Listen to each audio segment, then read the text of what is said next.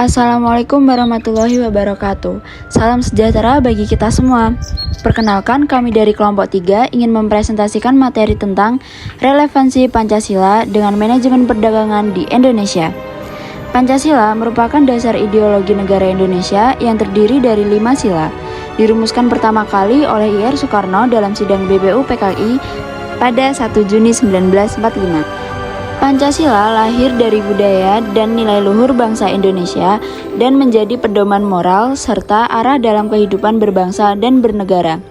Di tengah keragaman budaya, agama, dan sosial ekonomi, Pancasila menjadi perekat persatuan. Dalam konteks perdagangan, Pancasila memberikan dasar etika, tanggung jawab sosial, serta prinsip keadilan dalam menjalankan kegiatan usaha.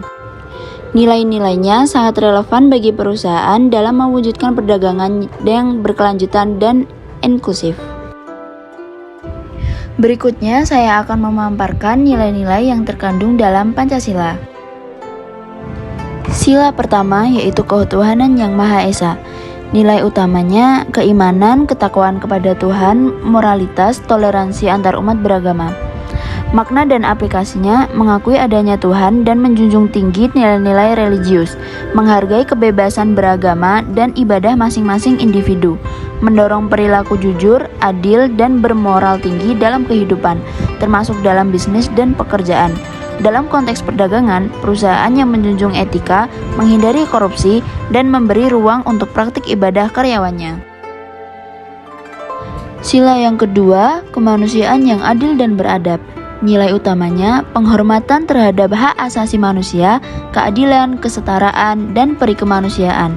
Makna dan aplikasinya memperlakukan sesama manusia secara adil dan beradab tanpa memandang suku, agama, ras, atau status sosial. Menolak segala bentuk kekerasan, diskriminasi, dan eksploitasi. Dalam dunia usaha, memberikan upah layak, menjamin keselamatan kerja, tidak diskriminatif terhadap karyawan atau konsumen. Sila ketiga, Persatuan Indonesia. Nilai utamanya nasionalisme, solidaritas, integrasi sosial, cinta tanah air. Makna dan aplikasinya menempatkan kepentingan bangsa di atas kepentingan pribadi atau golongan, meningkatkan rasa persaudaraan dan kebersamaan di tengah keberagaman. Dalam perdagangan, mendukung produk dalam negeri, memperkuat ekonomi nasional, mempromosikan bangga buatan Indonesia, dan menjalin kerjasama lintas daerah. Sila keempat, kerakyatan yang dipimpin oleh hikmat kebijaksanaan dalam permusyawaratan atau perwakilan. Nilai utamanya, demokrasi, musyawarah, kebijaksanaan, dan partisipasi publik. Makna dan aplikasinya, pengambilan keputusan dilakukan melalui dialog, menghargai pendapat orang lain, mendorong sistem perwakilan yang adil dan transparan. Dalam organisasi dan bisnis, karyawan diberi ruang berpendapat, manajemen terbuka terhadap masukan, dan keputusan diambil berdasarkan kesepakatan bersama. Sila kelima, keadilan sosial bagi seluruh rakyat Indonesia. Nilai utamanya, keadilan, pemerataan, kesejahteraan, keberpihakan kepada yang lemah. Makna dan aplikasinya, kekayaan dan sumber daya negara dimanfaatkan sebesar-besarnya untuk kesejahteraan seluruh rakyat, mengurangi kesenjangan sosial dan ekonomi. Dalam bisnis, melibatkan UMKM, melakukan tanggung jawab sosial atau CSR, tidak memonopoli pasar, serta memastikan harga terjangkau bagi masyarakat bawah. Baik, selanjutnya saya akan memberikan penampilan video tentang contoh pengamalan Pancasila di lingkungan kantor perusahaan. Untuk sila yang pertama, ketuhanan yang Maha Esa, di mana di lingkungan kantor perlu adanya toleransi dan memberikan waktu ibadah untuk semua staf dan karyawan. Dengan adanya toleransi dan saling menghormati antar sesama, maka akan tercipta kenyamanan dan kerukunan di lingkungan perusahaan.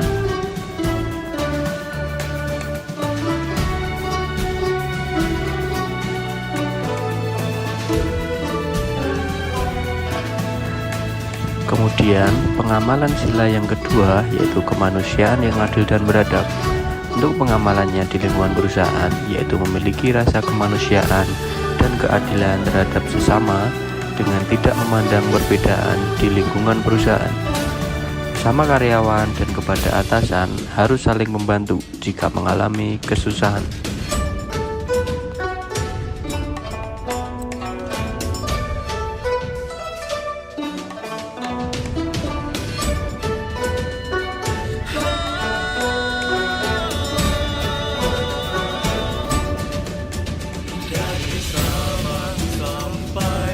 Untuk sila yang ketiga yaitu Persatuan Indonesia. Pengamalannya dengan adanya rasa persatuan dan kesatuan di lingkungan perusahaan, maka segala sesuatu akan menjadi ringan dan cepat selesai.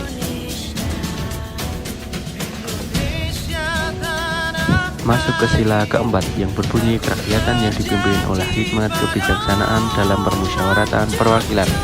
Contoh pengamalannya dengan menghormati kepada pemimpin dan menyelesaikan segala permasalahan dengan musyawarah.